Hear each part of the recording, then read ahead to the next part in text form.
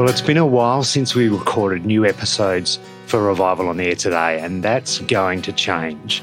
I was recently at the March 2022 Revival Fellowship Leadership Camp at Carrickalinga, which was incredibly inspiring. And I'll put a link to the YouTube videos in the show notes and the Revival on the Air today website. The camp inspired me to stop letting other things get in the way of recording the miraculous testimonies of what God has done in people's lives. So expect to see more episodes soon. So while I was down at camp, I recorded Alicia's testimony, and she tells of her miraculous healing from depression after losing her medication when she was in Papua New Guinea. Medication she had been on for years and frankly couldn't do without. She also talks about how originally she was afraid to be healed. It's a wonderful story. Just a quick warning about the content. While we don't go into a lot of detail, in our conversation there is mention of depression, suicide and sexual abuse. We obviously believe in the ability for God to heal all manner of physical, emotional and mental illnesses. However, if you need immediate help regarding suicide or mental ill health, in Australia you can contact Beyond Blue on 1300 22 46 36 or visit their website beyondblue.org.au or Lifeline on 131114 or lifeline.org.au. If you are overseas, visit your local health practitioner or emergency department. Okay, time to get on with Alicia's story. It's amazing. Alicia, welcome to Revival on the Air today. Thank you. Happy to be here. So we're at Leadership Camp 2022 in March, down at Carrickalinga, with kids running around. People will probably hear them in the background. Yes. They're making a joyful noise. They are making a joyful noise. It's a great place down here. Yeah, it's been a wonderful camp so far. You gave your testimony last night, and I'd not heard your testimony before, and I was excited about your miraculous healing and other things that you said. So I'd love for you to be able to share some of that with our listeners. Yeah, I'm always happy to tell my testimony. So you're from down this way, from Adelaide, but you don't live here anymore. I grew up in Adelaide and came to the Lord in Adelaide, and then about 5 years into my walk I met someone, a boy in Queensland, and quite liked him, so I moved up there to be with him, and we've been married for 2 years now and living on the sunny coast. Yeah, great fun fellowship from what I hear. Yeah, there's a lot of wonderful people there, very spiritually led and lots of room for growth, so it's been a blessing to be there. Yeah, exciting. Yeah. So tell us a bit about some of the miraculous things that have happened to you over your time with the Lord. Sure. Well, I guess depression is a big part of my story, a big part of my life. Hopefully it's not too confronting or triggering for other people to hear about it. Basically, I grew up, in a fairly nice household, but then, some drama sort of happened growing up that sort of changed me and probably was a precursor to my developing depression in my teens. I was actually sexually abused as a child, and I remember very distinctly that my whole personality changed after that happened to me. I was quite popular in my very early primary school days, and I was always one of the lead dancers in my little dance group. We'd go and show our performances in front of the kids, and we were so cool. But I just remember after that happened, I couldn't be part of those groups anymore, and it just changed everything, and it created a really big sort of fragmentation in my family as well, because it was just so shocking that it happened. Can I ask how old you were? I was probably 6. Yeah, so very young.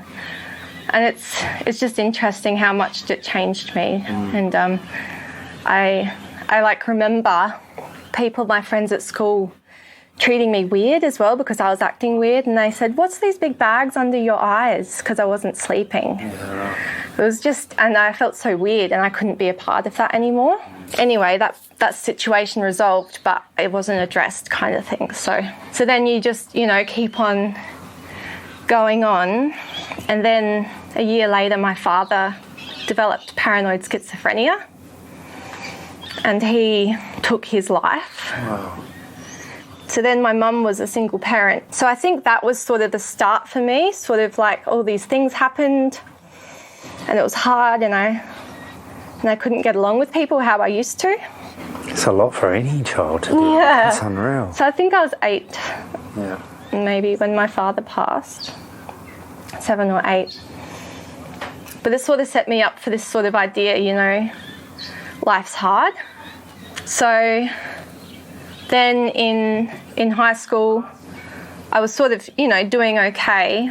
And then I had some, you know, silly high school relationship that really broke down. And then that's when I first remember I was sitting in art class and thinking about how this boy didn't want to be my boyfriend anymore. And I remember just looking off into the distance and I wasn't really there. So that's my first memory of sort of depression type symptoms. And because I developed depression, it made it hard to interact with other people. Yeah. And it made it hard to feel like, you know, life felt like suffering. So you sort of wonder, well, if all I'm going to do is suffer, why would I want to be here? So I did actually, you know, start searching for the answer. I thought, well, I don't want to live this way and I don't want to die. Because my father, you know, it was painful for him what he did. Like it was painful for me what he chose. And I didn't want to do that to my mum. Because it's just hard when a loved one chooses that. So I started looking around and I thought, well, surely there's someone I can, like, what's the steps? Like, what do I need to do?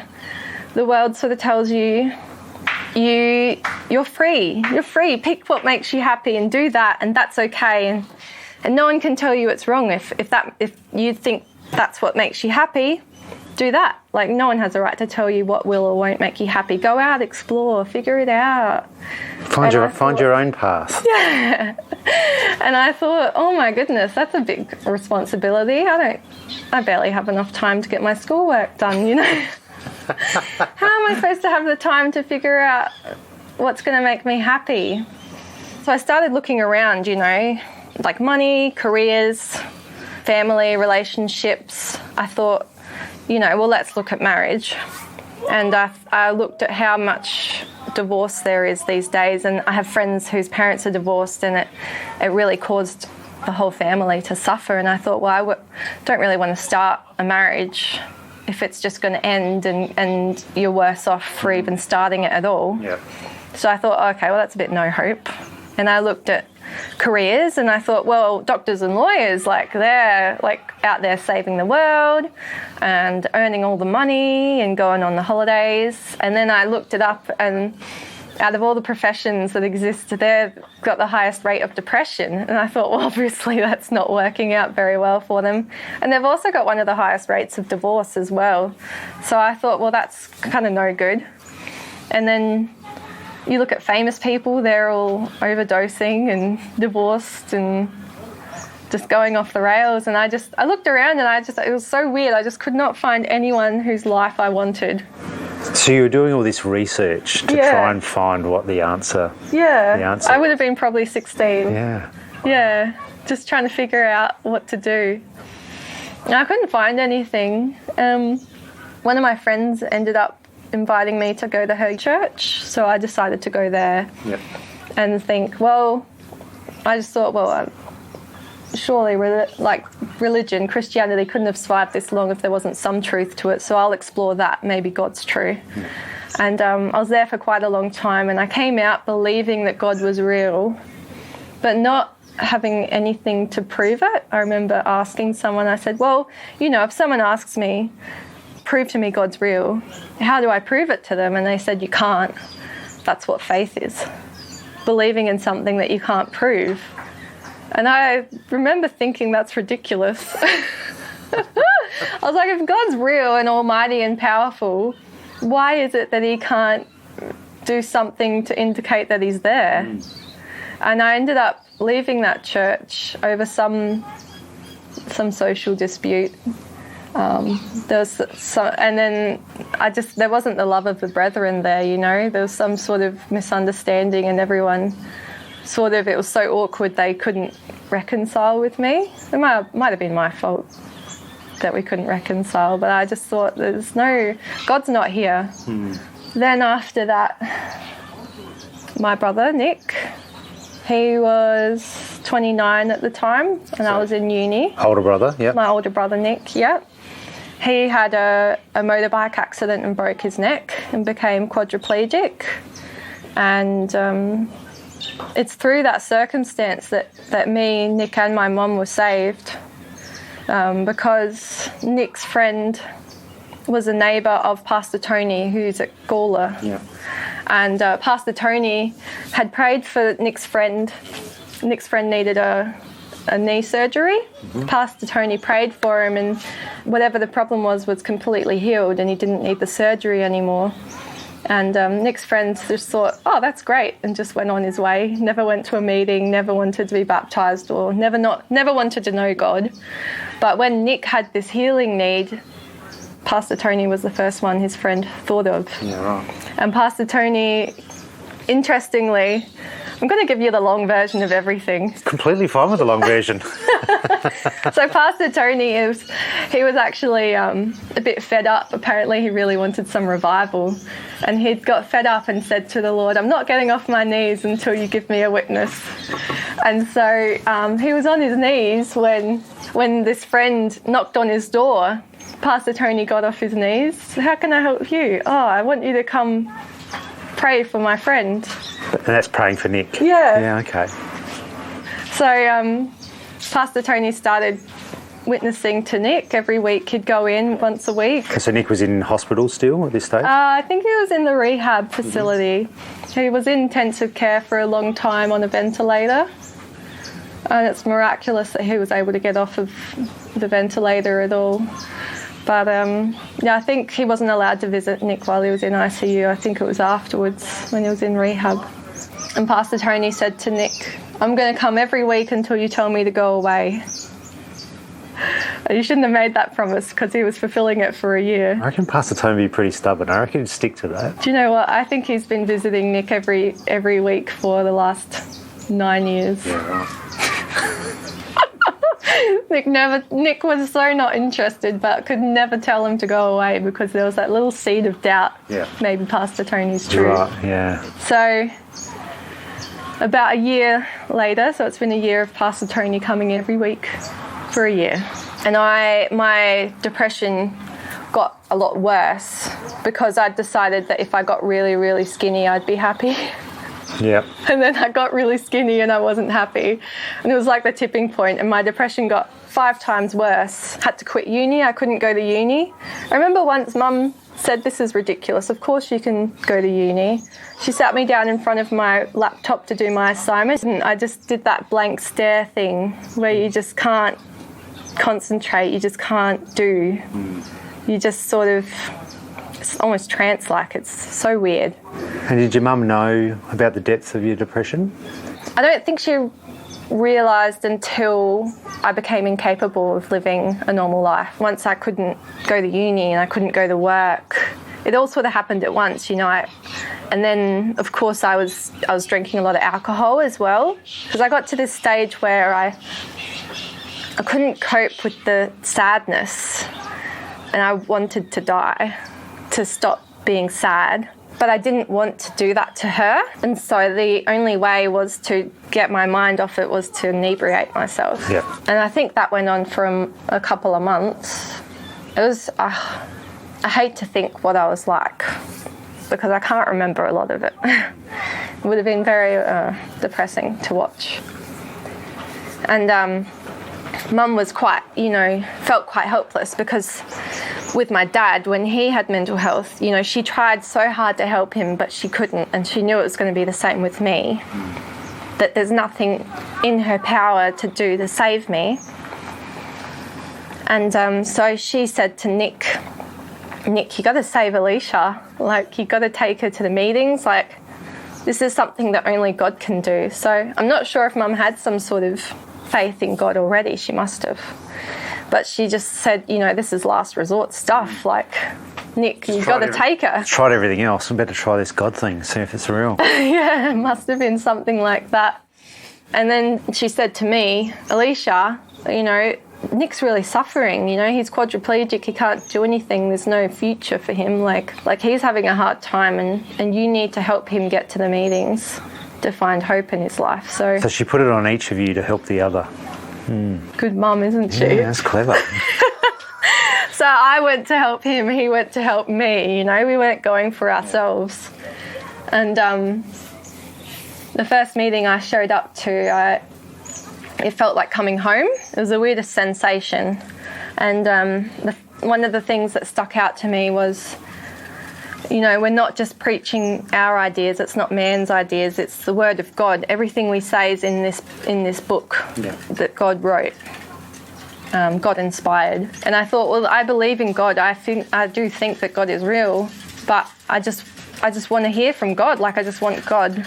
Yeah, so that was important to me. And I also remember a testimony there. I can't remember who it was, but he had some kind of lung condition, where his lungs were dying or turning off from the bottom up. And the doctors discovered it and said, you have 2 months to live. This disease is progressively getting higher and higher up your lungs, and when it gets too high, you're going to die. Yeah. And he had a big prayer about it. And next time he went to the doctor, the x-rays showed that his lung was recovering stage by stage. Going the opposite way down. It's just getting better and better. Yeah. So instead of going, dying little by little, it was healing little by little. Yeah, right. And he said that classic thing, one doctor's there looking at the 2 x-rays, and then they call another one in, and then 10 minutes later there's 20 of them in there trying to figure out what's happened. Yeah. And I was studying nursing at the time, and so I understood the body and a little bit anyway, and thought, this is a miracle. Like, this is God. And I was like, this is what I've been searching for. God's here, God's working, God's proving himself to people. And that's all I wanted, was just to be in a place where he exists, where he's working, where he's communicating with us. So I decided to come along for 4 meetings before I'd commit. I'm the type of person, if you commit, you're committed. Yeah. So I wanted to make sure. Yeah. And on my 4th meeting, I got baptised by full immersion. Yeah, they had to get out some sort of collapsible baptism tank and fill it up. And when I came out of the waters of baptism, I was praying, and I didn't receive right away, and I became so fearful. I was like, oh, it's not happening. What am I going to do? Please, Lord. And then I received. Receive the Holy Spirit? Yeah, I received the Holy Spirit and spoke in tongues, and I was so relieved, because I just thought, if I don't receive in this tank, I'm never receiving. I don't know why. Yeah, and something I like to point out is, I was very depressed at that stage, but it's definitely, up to this day, one of the happiest days of my life. It's just amazing. It's a 180, like, completely turned everything around. And I knew that God was real. You just know. Like, I thought I knew, but when I received the Holy Spirit, I knew. It's different. Yeah, it is different. It's the proof, right? And it goes back to, your original statement or conversation with someone from another church about, no, there is no proof, you just have to believe. Yeah. And this was the complete opposite to that, wasn't it? Yeah, definitely. And, so once I received the Holy Spirit, things became easier. I was able to stop drinking, which was a huge relief for everyone. And I was able to start sort of going back to work a little bit. And things became sort of manageable, which was, all that I needed. I don't know if that was just some sort of miraculous sort of easing of depression, or just having purpose, like understanding. Because once you know God's real, you know so much. You know why you're here. You know how you're here. You know that you're loved by a creator. You know that you have a purpose. It changes everything, because depression is feeling unloved and purposeless. Yeah. For me, it was. It is for many. Because, before God, you sort of just think, why am I here? Because life can be hard, and if you don't have a purpose to pull you through, it just feels senseless. So I think it was easier just knowing, God sort of tells you, answered all my questions. Just by proving he was real, he answered all my questions. How am I supposed to live my life? what can I do to turn my life around? Like going back to, who do I base my life off of? Looking at everyone in the world, I couldn't find anyone, but then you have Jesus. And Jesus tells you exactly who you are, what you are, that you're loved, that you're worthy, what conduct he expects you to do, how he expects you to treat other people. And to me, it was just such a big relief and such a freedom to finally know what I need to do to be happy. And it reminds me of something that was said in that testimony. I can't remember her name, but she was sort of saying, all these rules that are in place, or guidelines, whatever you'd like to call them, they're not there to just because. They're there to save you from trauma. They're there to save you from regret. They're there to save you from mistakes. And it also reminds me of the pastor from Roma, I think it was, and he was talking to that girl who wanted to come to the church but didn't want to stop sinning. Oh, Pastor Ian from Rockhampton. Oh, Rockhampton, is it? And who said, well, I thought that you were having a terrible time in the world. Isn't that why you want to come to church? Well, your sin, that's what's causing all these things that you want to escape, like the violence and aggression and betrayal. They're a result of your sin. If you can't, you need to decide what you want. Either you want to live a good life, righteous life, and have good things. And a new life. And a new life. Yeah. Or you want to keep sinning and keep living this life that you hate. Anyway, it's just interesting.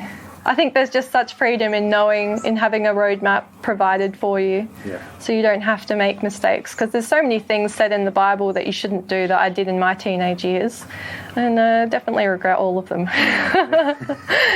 Definitely didn't have a good time as a teenager. Yeah, and then so I pretty much cruised, I suppose, for 4 or 5 years, sort of, coping with the depression. And how were you coping? What was the coping? Did you have your medication? Did you, were you going and seeing psychologists or anything? How did you cope? So I was on a medication. The medication was sort of designed to zombify you. It stops you from being reckless and hurting yourself. It's not a fun medicine to be on, but it's a necessary one for your safety. Was on that. And that makes life a bit hard because you're a little bit slow and a little bit vague, but you can survive, so that's why you take it, And I did at one point try to wean myself off of it, just very slowly. So I was on 100 milligrams Zoloft, and then I every couple of months I would try and go down by 25%. So tried 75. Was coping, tried 50. And I remember I was just in the car with Nick one day and I said, I'm not coping, I can't. I need to go back on like a higher dose of this medicine. I really, 50's too low, like I can't do it. I can't live this way, I can't trust myself. And I'm so glad that I did that because it just showed that I wasn't stopping the medicine and getting over this depression wasn't something I could do in my own strength. Yeah. There was a lot of people that thought the subject of healing is it's very interesting. A lot of people have different opinions about how you should approach healing. I had lots of prayer for a while about getting healed from depression, and some people encouraged me that it was something I needed to do every week and to be consistent about it, but I didn't want to, so it felt very ingenuine. So I decided, I'd prayed about it. God knew. God is, healing is God's work. It's not my work, and I can't earn it. So I just thought, I'm done. Like God's got this in His hands, and if I feel inspired to pray about it, I will. But I didn't feel a need to just routinely do it because I just thought that would change His mind or something. And so I want to go back a little bit because, basically I decided I'd put it to the Lord. It was His responsibility. He'll heal me if and when it's the right time, if and when it's His will. And if there was something in me that was stopping me from being healed, that's God's job to take me on a journey to realise it, and God's job to take me on a journey to change so that I can be healed. And I just thought, my responsibility is to read, my responsibility is to pray, my responsibility is to go to meetings, fellowship, and witness to people. Like, they're the jobs God's outlined for me. I'm going to do my part and he can do his part. So that's how I sort of lived my life. I went to everything. I went to the meetings, I went to youngies, I went to all the camps. Like, I fully just did everything God expected me to do, even though it was very difficult. Because it's a conversation I have with a lot of people. When you have depression and anxiety, it's very hard to show up. But God hasn't asked me to do much. But showing up is one of the things he's asked me to do. And there was a lot of times that I would have to leave the meetings halfway through because I would cry. And it's very embarrassing. But God didn't say, show up to the meetings and fellowship unless you get tearful often. Then don't show up. So you made a commitment that God hasn't asked you to do much other than turn up to meetings, pray, read your Bible. Witness. And witness to people. Yeah. Pretty good formula. Yeah. Yeah, well, that's something I heard in this leadership camp too. It said, God's asked you to put hands on the sick and pray. That's the easy part. Jesus is going to come through and do the hard part. He's going to do the healing. Yeah. And you can come up with all sorts of reasons why you don't want to put your hands on someone and pray. But it's all based on fear. That's not... Just do what God says. It comes down to trusting God and putting away your pride and your excuses and your reasons for not serving. But God's asked you to serve. If you don't serve God, things are never going to get better. You have to trust God when he says these are the things you need to do. You need to trust that it'll work out better for you if you just do those things. And that seems to help people a little bit. So you made this commitment, that's what you're going to do? Yes. What happened next? Well, I decided that I was going to go to Papua New Guinea and go to that rally there. It was so amazing to serve the Lord. Basically, I just heard that it was really uplifting. I went there for the same reason I came to this leadership camp, because I wanted to revive my spirit and get that encouragement, get that passion to serve again, because it's easy to get entrenched in life and sort of forget. And while I was there, it was so easy to talk to people because you knew you'd never see them again. Talk to people in the church or outside of the church? Outside of the church. Yeah. So easy to witness. That's where my boldness to witness came from. I was not a bold witnesser before that. I would never bowl up to somebody and just talk to them. Yeah. I'd have to be led into the conversation. And once, if somebody asked me, I'd definitely tell them. But I would never boldly tell anybody. No. And I had the same feeling you did, right? Was that I could talk to anybody on the street in Papua New Guinea. Yeah. And because I'd never see them again. Yeah, you just call out to them, hey, come to the meeting.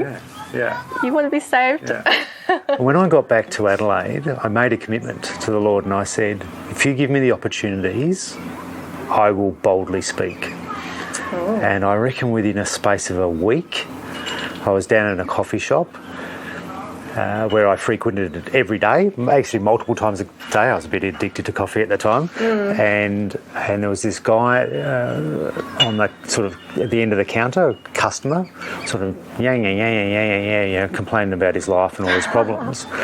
And then he said, and he was complaining about his girlfriend actually. And then he said something, and I wasn't listening. And then he said something like, "And it's all Eve's fault." And I was like, this is it, Ben. This is the commitment you made. When there's an opportunity to speak, you should speak. And I did. Okay. And I sidled up next to him and I said, what do you mean it's all Eve's fault? And then we pulled out the Bible and we had a look at actually whose fault it was, right? Just as much Adam's as it was Eve's. And I gave him some advice out of the Bible, which I can't even remember.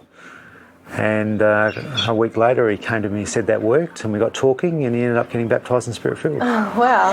Amazing. But it came from that trip to Papua New Guinea where I've had the same feeling as you, that I could be bold.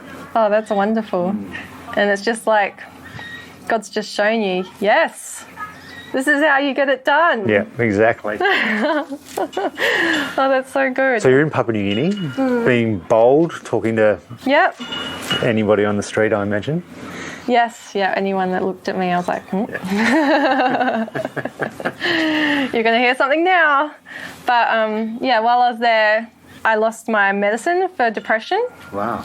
So, going back to how I couldn't even wean off of it. Yeah. You know, even just going from 75 to 50, I just wasn't coping. When I couldn't find it, I thought to myself, well, this is not good.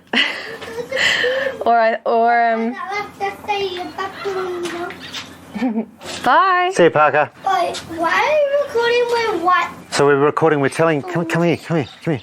So Alicia's telling us her testimony about what God's done in her life. But why are you recording it with headphones secretly? No, I'm not recording it secretly. It just makes me hear it a bit easier. Because I'm old and deaf, so I put headphones on so I can hear Alicia better. I can hear people so well. Well, that's because you're like, how old are you? 5. You're 5 years old, and so your ears are pretty good. But when you get old like me, mate, ears are not so good. Like your dad. Your dad's old, isn't he? He's Yeah, heaps but old. he's not in depth. No, he's not. That's because he's not as old as me yet. How old are you? I don't really want to say. Why not? Okay. I'm 10 times older than you. So So what's you're 15. No, 50. I'm 51, actually. What? 51? Yeah. My dad is 36. I know. So I'm 15 years older than your dad. 15? 15 years older. But when is it dinner time? I don't know. Maybe go and check and 5:30, I think. go and check what go and check what dinner time it is. And thanks, buddy. Okay. See ya. Bye. One of your friends. I think he's a legend. He's such a funny kid. Anyway, what we're saying. So you were saying. Medicine. Yeah. So you lost your medicine. Yeah, so I lost my medicine. One of my girlfriends said that I said to her, she asked me, when do you think you'll be healed, Alicia? And I said, I don't know, I'll probably lose my medicine one day and then I'll be healed. And here you are in Papua New Guinea, Papua and New you've lost Guinea. your medicine. Lost my medicine. And it's not the type of place you can go and get a prescription and refill on your medicine. So I went around and I asked everyone, does anyone have this medicine? Because it's fairly common. Yeah. No one had it, but then my secret was out, so everyone encouraged me to go to the prayer line and pray for a healing. And I was a little bit hesitant because I was like, no, I've already prayed about it. Like, I don't need to pray again. But when you're in Papua New Guinea and you've told 12 other saints, you don't have a choice. And a prayer line in Papua New Guinea at a rally is pretty monumental, isn't it? So I was in a line of 20, and there's probably 20 lines each way. So a square, 20 by 20 people, I'm in the middle there. Yeah. And they come through, the people that pray, they come through speaking in tongues, and they sort of put their hand on your head and they pray for you for 30 seconds, and then they go to the next two, and then they go to the next two, and everyone's praying all at the same time. It was a pretty intense thing to be part of, but it was great. Felt great to be in there. And when I was in there, I actually had a vision. And I haven't talked about this vision in a while. It was actually really interesting. I had a vision that my depression was kind of like this nut. And I had this nut in my hands, and I covered the nut completely, so you couldn't actually even see it at all, because I had it in one palm of the hand and the other palm was on top, like a shell, so you can't see the nut at all. And it was interesting. I in the vision, I was holding this nut up to God, but you couldn't see it because I was clasping it so tightly, and I was saying, God, please heal me. But he couldn't because I was holding on to it. Holding on to it, wow. And then when I realised, I opened my hands up and revealed the nut, and then God took it away from me. And I realised that I was afraid to be healed, because when you have depression, you think you're such a terrible person. You think you're awkward and negative and stupid and dull and boring and all these awful things. And I realised something that's so important when you have depression is realising what's you and what's depression.